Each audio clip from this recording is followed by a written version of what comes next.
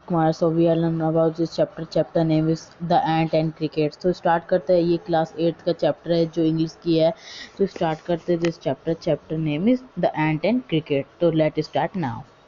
सो एक समय की बात है कि मतलब इस पोएम में बताया क्रिकेट और एंट के बारे में. जो एंट होता है, मतलब जो एंट होते हैं, चींटियाँ होती हैं, ये बहुत मेहनत से अपने मतलब खाना वाना जमा करके खाती हैं. लेकिन जो उस टाइम पे जो क्रिकेट था उनके साथ जो रहता था वो बहुत बड़ा आलसी और कुछ ना करता था. और हर टाइम जब देखो तो मज़े, क्योंकि उस मौसम का मज़ा लेता था. जो हमारे जो विंटर को छोड़ के बाकी सारे सीज़नों को ये उन्हीं में आराम से जीता था. ये हमेशा कभी भी फ्यूचर के बारे में कभी नहीं सोचता था. और जो एंट होता था वो हमेशा अपनी मेहनत करते थे. और इन लोग इसको कहते रहते थे कि कैसा बंदा है कि मतलब कुछ मेहनत ही नहीं है. सर्दी के टाइम पे फिर क्या होगा इसका हाल. और आराम से जीता रहता था. और चींटियाँ जब भी इसे मतलब सबको चिढ़ाता रहता कि क्या फालतू के काम करते रहते हैं. एंड टाइम जब देखो अय्याशी करना तो आती नहीं इन सभी को.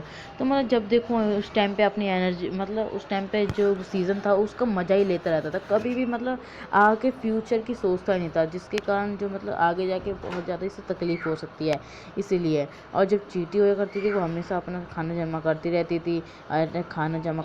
थी. जिसके उस टाइम पे क्या था कि खाना पानी बहुत ज़्यादा मिलता था उस सीज़नों में. जैसे विंटर के सीज़न में वैसे सब चीज़ ढक जाती थी, लेकिन समर और रेनी सीज़न में सब चीज़ें मिलती रहती थी.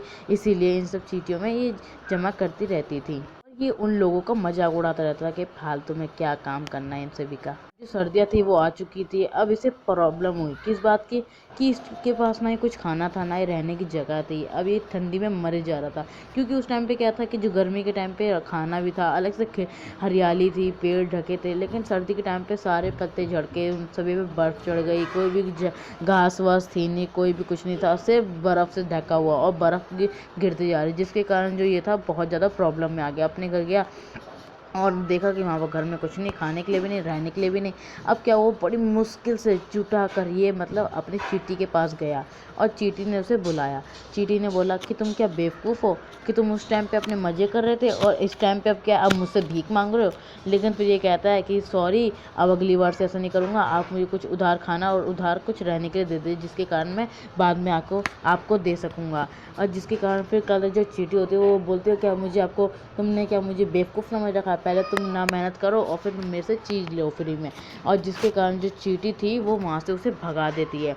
अब इससे क्या है कि मतलब जो एंट था, वो जो क्रिकेट था, अब वो कहाँ कहाँ ढूंढता है ऐसे, जिसके कारण वो जो था वो बेचारा मरने लगा. और क्या हुआ, अब वो उसे भगा दिया चींटी ने. अब क्या था, चींटी आराम से अपने घर पे बैठ के खा रही थी, क्योंकि उसने कहा था कि ना ही मैं किसी को देती हूँ ना ही मैं किसी से लेती हूँ, मैं अपनी मेहनत की कमाई खुद ही खाती हूँ.